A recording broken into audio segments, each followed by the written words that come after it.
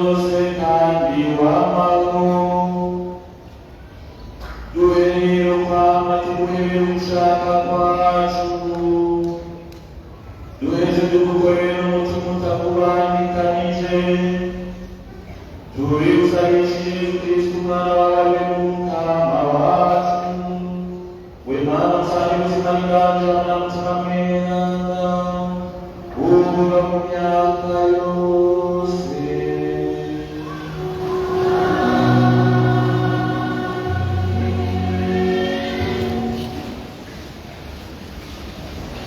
Ibyo dusoma kikaba kibunga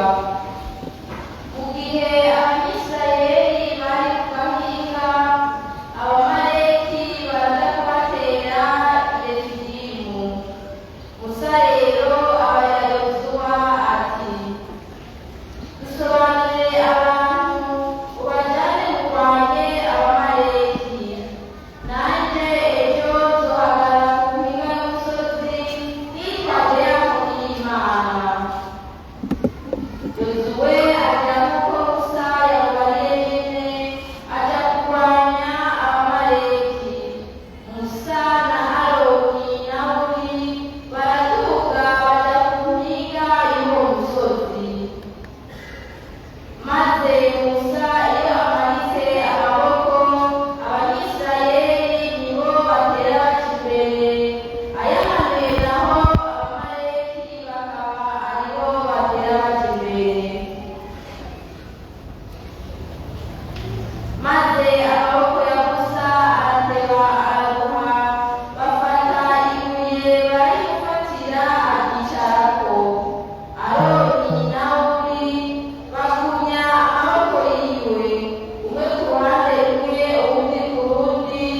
amaboko yiwe araguma gushika izuba rirenge. Yosuwe rero aratsinda abamaleki abatsindisha inkota. Iryo ni ijambo ry'Imana.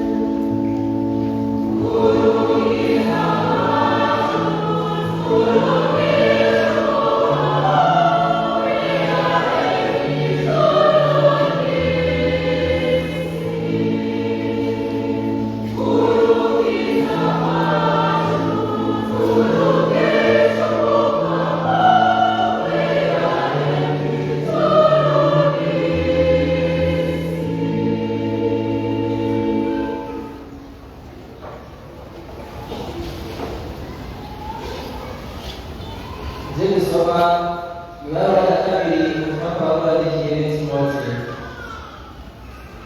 Naranje nkunda cyane urazigama ibyo wakwigishije kuko uzi ko ari iby'ukuri ukamenya nawe wigishije. Kuva mu buto bwawe wabwiye kumenya ibitabo by'iranda birashobora kuguha ubwitonzi gushikiriza ubukiriro kubera ko twemera Kristo Yesu. Icyanditswe cyose cyemejwe n'Imana kandi gifite akamaro mu kwigisha, mu guhanura, mu kugorora no mu kurera ubutungane. Gutyo umuntu w'Imana aca abangukirwa akagira ibimukwiriye ngo akore igikorwa cyiza cyose. Ndakwihanangirije imbere y'Imana n'imbere ya Kristo Yesu azocira urubanza bazima n'abapfuye. Ndabigusabye kandi ku izina ry'uzoseruka uburi n'ahatwa kidakiriwe, igisha udahengeshanya abaguteze amatwi n'abakwiroza. Hanura, wihanize, uremeshe mu bwitonzi no kugira byinshi. Iryo ni ijambo ry'Imana.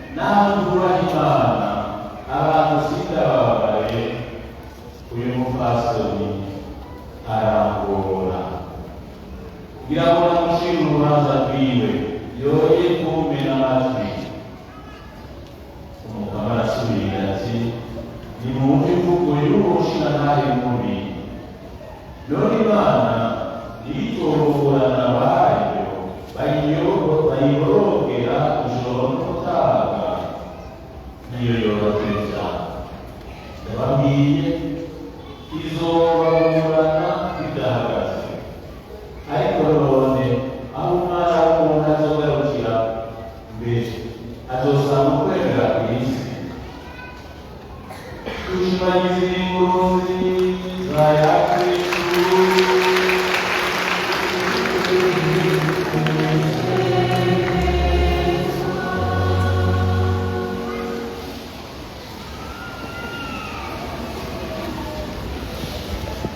Igisoma cya mbere cyavuye mu gitabo cy'Ingunguka.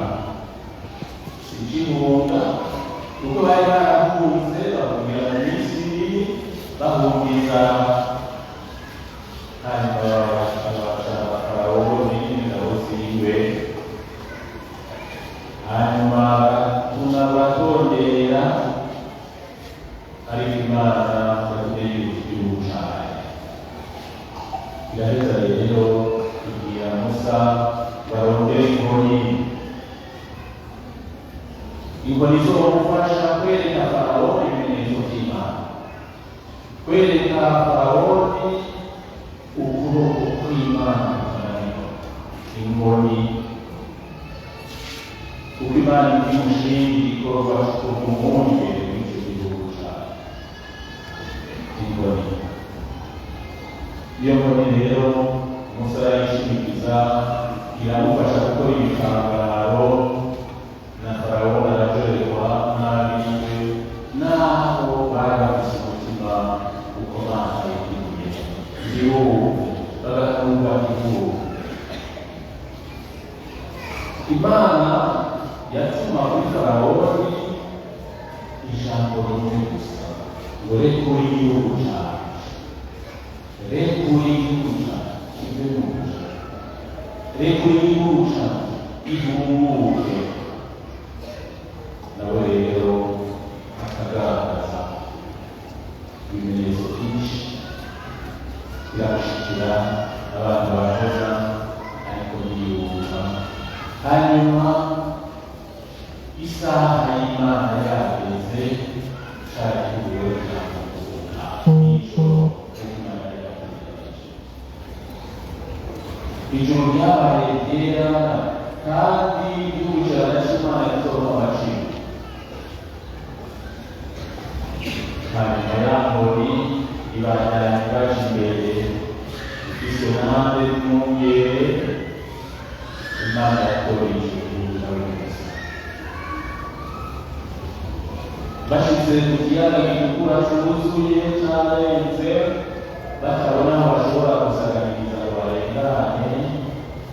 Imana ibwira Musa ikiramvuyeho y'igiciro n'inzira ikibona abanje batabumutse. Arabikora, cya gihugu kirogora. Hanyuma bashyize hakurya ingabo za Shefata za Farawo ikazishyitse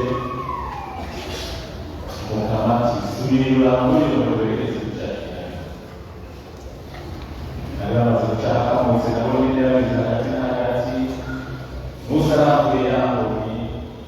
guca ruzurira kubamugaye. Inkoni y'agatangaza, inkoni y'Imana, ni ubukomezi bw'Imana. Bashyize ku bwanwa bari iyo bavuye bashaka kwidogera Musa n'Imana watuzanye hano gahiga ngo tube bwanwa mbere hariya twahoramuja hari habuze amatongo bapfuye bari guhangamo baje guhangaramo umusenyi. Musa bagaragara n'Imana. Imana izi iyo nkoni aho nihe ikubite kuri icyo gitanda cy'ubuye baratangara. Arabikora hanyuma amazi aba menshi kandi aryoshye, aranywa arasubira ku buzima. Igihugu cy'ubukungu yambaye Imana ibereka Imana ariko igisoma cy'uyu munsi rero basanze mu nzira intama zindi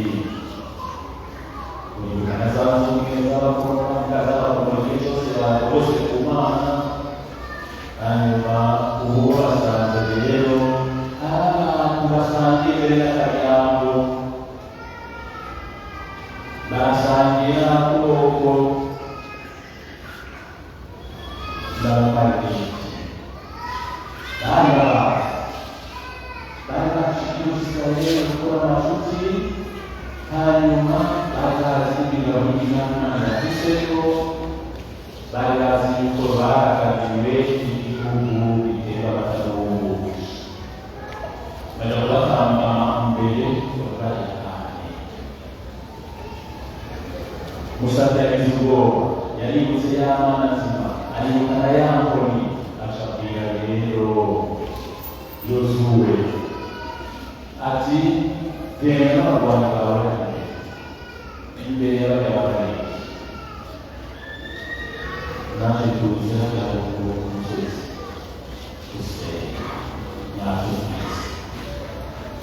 ngo aratashye ibiganza Yankoni y'Imana yishyira hejuru nayo matara yumvise inkoni y'Imana atariyo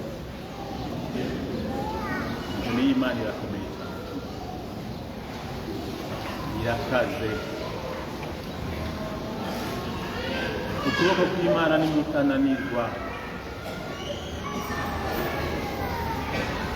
iyo nyobozo Musa yari afise irahambaye kuko n'inkoni y'Imana erega ni ya nkoni n'abepiskopi bacu bashikirizwa murazi yuko ahambira bari hafi kugira ngo ya matara asubire ashira ubwoba agaruke niyo umwepiskopi ariko arahezagira isengero nshasha mu kugurura umuryango mukuru w'isengero akoresha ijya nkoni nyene y'ubwungere ukugurura niyasugumisha ujya mwango ukuguruka n'inkoni y'agatangaza kuko isigura kwa kuboko mutananirwa kw'Imana abandi ntimudushavurire ariko nyagira bano barira bwa matara arateba maramara agaruka Imana rero iduha abungere kandi babikwiye abungere bazima bayibera mu kibanza bayibera ukuboko bayibera ururimi bayibera ugutwi bayibera ijisho twakuboko kw'Imana yose n'amatara yanditswe Musa rero mu Isahaki agiye ku musozi hejuru y'aho y'Imana atarazigaza hejuru ariko arasenga hanyuma aho yahunze kurwanya Abamaleki bakageza igihe cyose itarizigaza bagakubita umwanzi ugashaka bagatsinda ariko rero umuganga w'umuntu wumvise yarashaka umusaraba mu munsi wose atarizigaza byari byoroshe hanyuma rero Musa amaraso y'amaboko yiwe amaze kuruha bafata ibuye baramushigikiza ayo mabuye y'amaboko agume hejuru kuko batsinda hanyuma baraheza mbere baramushyigikira barafata ukuboko kumwe ukurundi hari ibiganza by'umwere Isirayeli atsinda y'abazima gushika bararokoka abagize amahirwe bararokoka numvise ko Musa wenyine icyo gisabisho yarabishoboye mu ntango muga igisabisho yarashoboye icigwa bikorwa kubaha n'imagirane ni ukugifashanya Musa yaretse yuko kugira umuntu atsinde umwanzi atsinde sekibi shetani atsinde abantu benshi ukagusenga kuja ku mavi gukiza ibiganza gutangaza Imana yari zikorwa kuri ya Mana bakangura bababwira yuko irumva kandi bishwa mugabo ntararuha akenera rero abandi y'uko bamushyigikira ngabo babiri gufata ukuboko ukundi bagataha gushyigikira n'amaboko yiwe amabuye none bahagurutse n'ababuye ikimenyetso cy'uko muri eklesiya atantu n'umwe yotanu abandi ibisabisho kugira ngo igihugu cyacu kibandanye gishobora gutera nuko twese abamaze kumenya Imana tuje ku mavi tugakirizigaza tugahamagarira Imana irumva kandi ejo bundi igitoro cyarakemye tujana gukorana n'umuntu twibarira gusenga mugabo hari abatwibukije ko dukwiye kuja ku mavi abantu basenze none ubu ni byiza kubera igisabisho kandi ahashanya Imana ubu naho imvura yakaze tukajana kugira ngo uzuba ni rwinshi turi imirima tukibarira gusenga hari abamaze iminsi batwibutsa kuja ku mavi ngo dusenge abepiskopi bacu babitwibukije batenda niko byahamye mu bihe mwene ibi eklesiya ica ku mavi igahita igasaba Imana imvura kandi Imana yumva yishura igahita itaha none rero tuje ku mavi dusenge akarorero twabumvise Musa akaduhaye kandi abamisirayeli batsinze kuresha akarorero twabumvise dutangiye kubuha ubugifise umuntu n'abangari abukubwira ubundi hanyuma kubwira ubundi cyitwa hana igisabisho ubu runani igisabisho rero twishiro ubu bishitse mu gihe cya rozari tugira urunani rwa rozari ishapure yeranga ntihagire umuntu n'umwe rero agasenze atavuze basingoro n'umwe wishe buryo cyane gisabisho kizoshika mu mutima w'Imana kandi gisabisho Imana gishoboye kandi ibintu by'ikigogo turonke ibyo twifuza turonke ibishobora kudufasha kubana n'amahoro ariko kandi muri icyo gisabisho tuzika tuti ibi byose bidushikira kandi Imana yari yaremye ari byiza ibi bidushikira n'ibi bidutera ubwoba biduhagarika umutima biva kuki ubwo tujya kuri jewe wese yitona kutoki yibaze amarira bintu bitameze neza byoba aribyo bituma ibyo bintu bibiza ubatange natwo Imana yagufashamo ubureke gutyo habe umunani ugusaba ikigowe no kuvavanga n'akabi tuhe umunani kuguhinduka gutya Imana izosubira yiyumve kandi kubicucurira hano ku isi imigisha n'imiheza tuje dusubira mu mahoro mazima kuko nicyaturemeye Imana yaturemeye kuba mu mahoro mugabo nasaba mu batwaramunsi ni urwango nabwo turasuka ruva muri shetani umwansi w'urukundo n'amahoro yawe none rero tugahana n'ibyo bintu byose bibi uko gushakana uko kwimana mu mizi uko gutongana uko kurya twenyine uko kwiyoba abandi uko kwikunda rubi gutyo dusubire twigane Imana iyo iyo igirira neza umwiza n'umubi kugira ngo uwo mwiza bazane atera imbere uwo mubi nawe ahinduke yigane uwo mwiza hanyuma bose hamwe abandanye batera imbere bityo Imana dushakira nuko twese tuguma duhagaze mu kwemera mu rukundo no mu kwitinya icyo gisabisho Yesu rero adushikirije ubundi buryo n'umuciri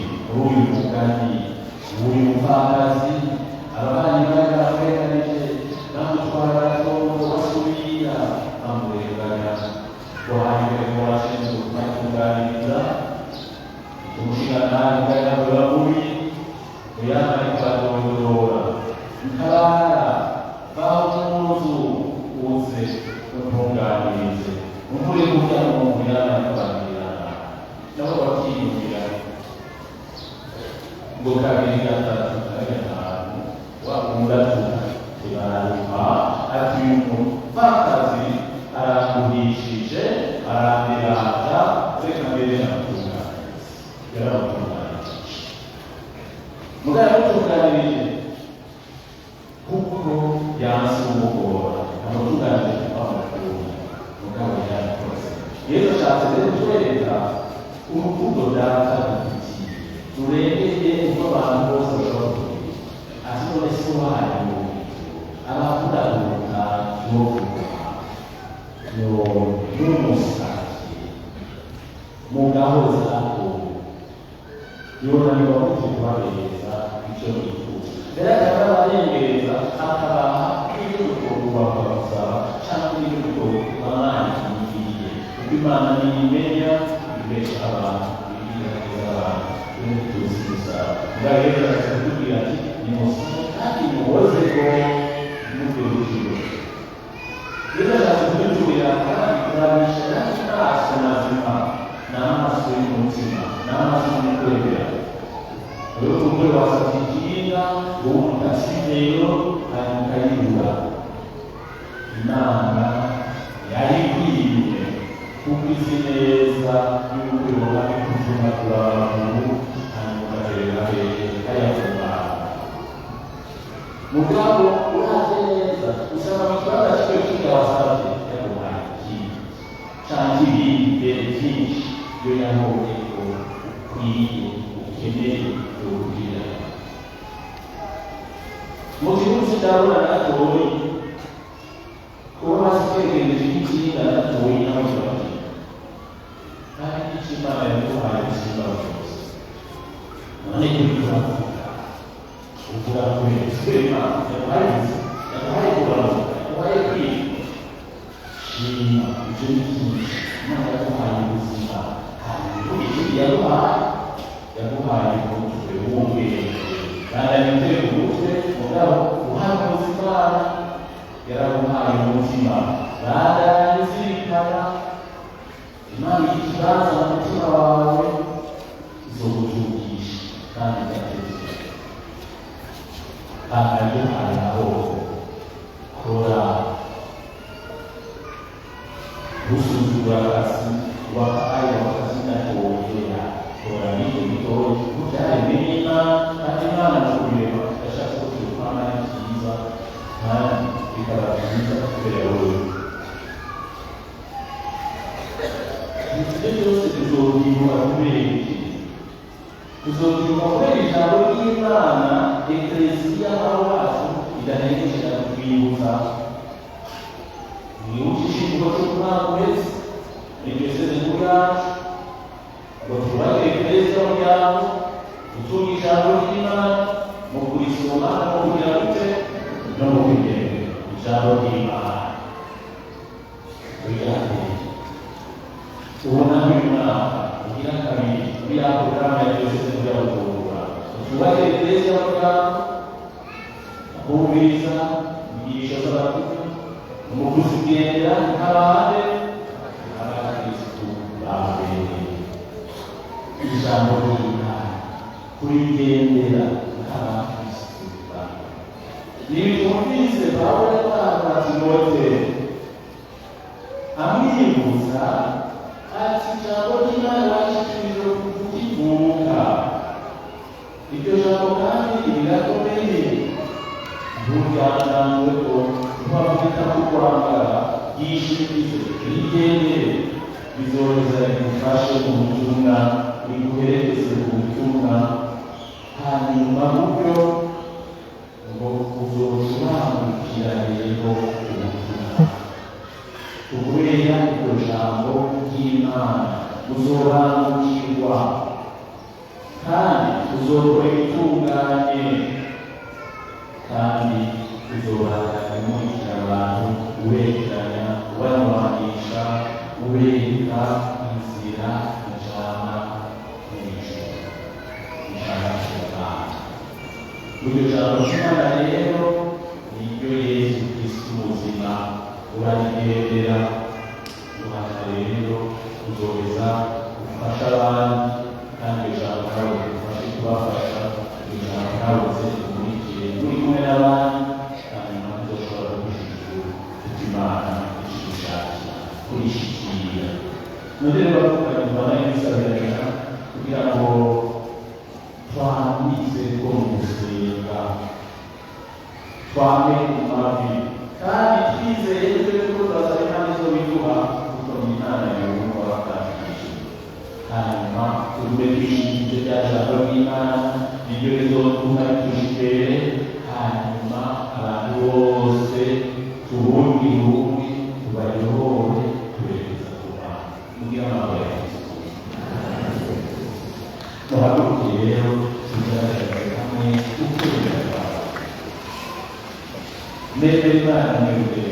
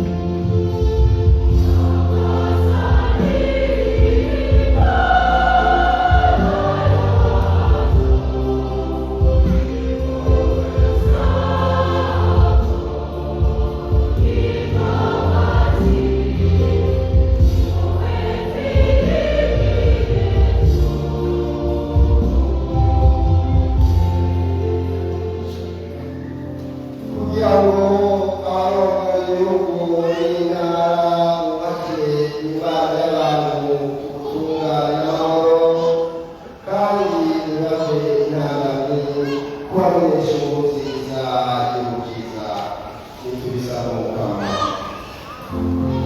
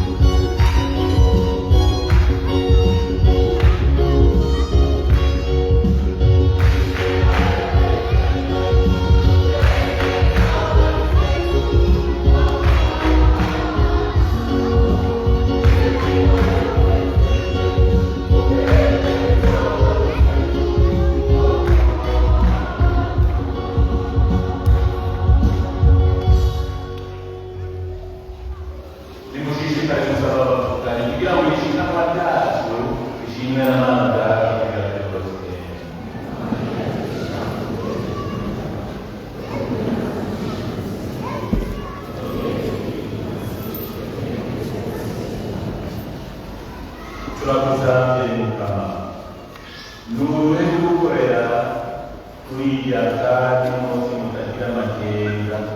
kugira ngo inema yawe yorore tubone gukizwa n'aya mabanga turiko turahimbaza tubigusabishije Yesu Kristo umukama wacu.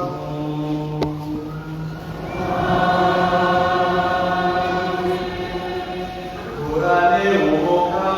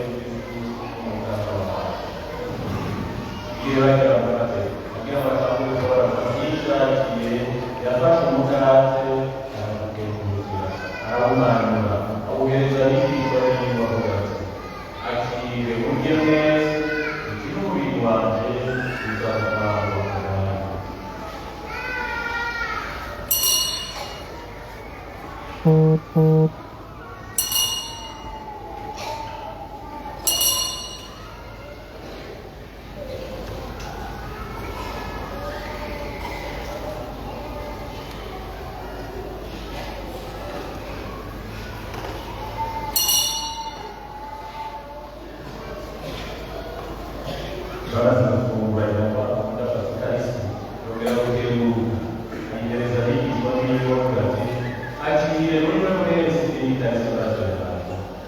isezerano rishasha kandi rizokwama azamushika ku bwari bwa benshi abashize ibicumuro ibyo urabizimunga